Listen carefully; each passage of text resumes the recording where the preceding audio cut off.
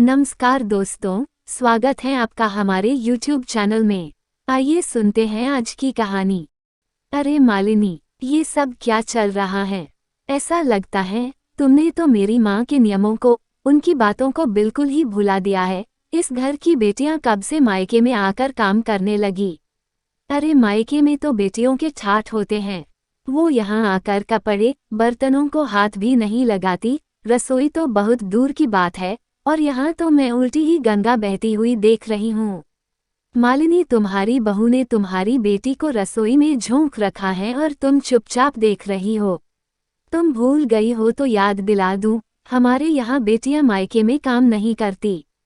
देख लो, संभल जाओ, बहू की लगाम खींच लो। कहीं ऐसा ना हो कि कल को वो तो महारानी की तरह पलंग पर बैठी रहे और तुम्हारी बेटी नौकरानी की तरह उसके लिए रोटियां पकाए, झाड़ू पोंछा करें।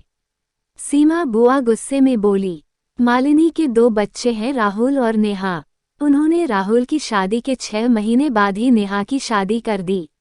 दोनों नंद भाभी लगभग एक ही उम्र के हैं। जल्दी शादी होने के कारण नेहा और शालू साथ में बस 6 महीने ही साथ रह पाए, मगर इतने में ही दोनों में अच्छी दोस्ती हो गई।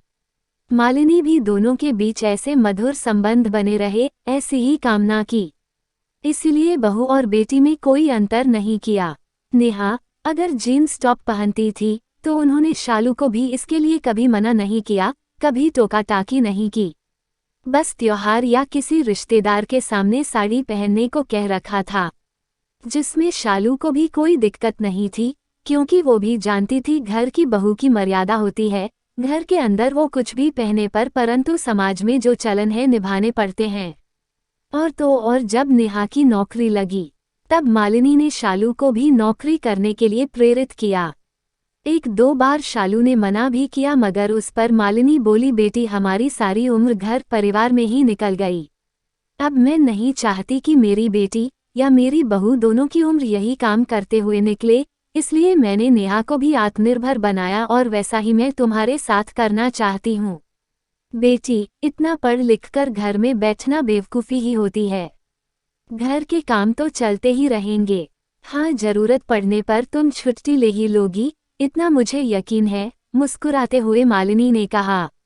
शालू अपनी सास के विचारों से बड़ी प्रभावित हुई और कहा, मम्मी जी मैं तो नौकरी करना चाहती थी, बस डर रही थी कि कहीं आप मना ना कर दें, मगर आपकी बातें सुनकर मुझे ऐसा लग रहा है कि एक माँ के पास से मैं दूसरी माँ के पास में आ गई हूँ।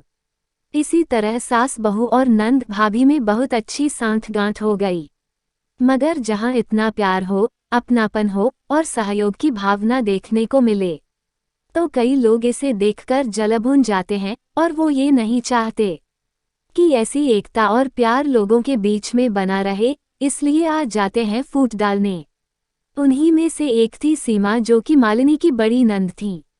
कुछ दिनों के लिए अपनी भाई भाभी से मिलने और राहुल की बेटी को देखने उनके घर आई हुई हैं, और वहां नेहा को शालू की सेवा करते देख उन्हें अच्छा नहीं लगा। नंद भाभी के बीच का ये प्यार वो सह नहीं पाए और लगी मालिनी के कान भरने। अब वो मालिनी को ये बता रही है कि नंद का पद बहुत ऊंचा होता है और वो इस तरह से मायके में आकर किसी की सेवा नहीं करती। तभी नेहा आकर बुआ और माँ के पास पड़े झूले में बैठ गई और बोली, माँ मैंने अभी भाभी को लड्डू और दूध दे दिया है और गुड़िया भी सो गई है। अच्छा सुनो ना माँ, आज भाभी का हलवा खाने का बहुत मन है, रात को भी उन्होंने ठीक से खाना नहीं खाया था। आप घी और मेवा निकाल देना, मैं हलवा बना दूंगी और दोपहर के खाने में हरी सब्जी, तड़का लगाकर मूंग की दाल और गरम गरम रोटियां बना दूंगी। अरे बेटी, ये सब मैं कर लूंगी, मालिनी डरते हुए बेटी से बोली। बिटिया, तुम इस घर की बेटी हो, ये सब कामकाज, रसोई, जच्चा बच्चा का खानपान की चिंता तुम मत करो। तुम तो मजे करो, ये तुम्हारा मायका है, तुम यहाँ की राजकुमारी हो, ये सब काम तुम्हारे नहीं हैं। सीमा बुआ आंख दिखाते हुए बोली, मेरी प्यारी बुआ, आपकी ये राजकुमारी अपनी ससुराल में भी काम करती ही हैं। वहाँ कौन से नौकर लगे हैं मेरे आगे पीछे, और माँ दिन का सारा काम तो मैं ही करूँगी, लेकिन रात का खाना आप बना देना, क्योंकि रात में मैं मुन्नी को अपने पास रखूंगी, ताकि भाभी थोड़ा आराम कर ले, क्योंकि वो रात भर तो उन्हें बहुत परेशान करती है। अपनी बेटी की बात सुन मालिनी को अपनी बात समझाने का मौका मिल गया और वे बोली, अच्छा ही है मेरी बेटी के अंदर इस तरह की भावना नहीं, और न ही मैंने ऐसी भावना पैदा करने की कोशिश की कि बेटियां सेवा नहीं करती, मेवा खाती है बस। नंद हैं, ऐसा कहकर डराकर इज्जत करवाने से अच्छा है कि नंद भाभी का रिश्ता सहेलियों जैसा हो जाए, दोनों में एक जैसा प्यार और सम्मान हो, ना कि ओहदे का फर्क हो, ना एक दूसरे को नीचा दिखाने की भावना हो, और ना ही पद का घमंड हो। क्योंकि जहाँ ये सब नहीं होता वहाँ मेरे घर की तरह रिश्तों की बगिया से घर परिवार महक सा जाता है, वरना जीवन भर घर की बहू को बेटियों से डरकर रहना पड़ता है, पता नहीं कब कौन सी बात पर हंगामा कर दें। जी आप बिल्कुल सही कहती हो, बेटियां मायके में काम नहीं करती, मगर मेरी तरह बहू बेटी में फर्क ना किया जाए तो वे अपने रिश्तों में किसी को छोटा बड़ा भी नहीं समझती।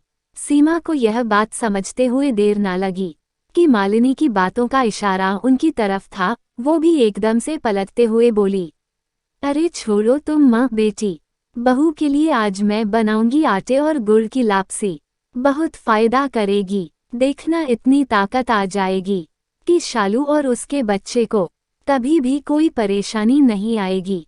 मगर बुआ तुम कैसे बना सकती हो? क्यों नहीं बना सकती? सीमा ने पूछा। क्योंकि आपने ही तो अभी कहा था कि इस घर की बेटियां मायके में काम नहीं करती। मनीषा इतराते हुए बोली। अच्छा, तो अब तू भी मुझे ताने मारेगी? सीमा अपनी भतीजी के कान मरोड़ते हुए बोली।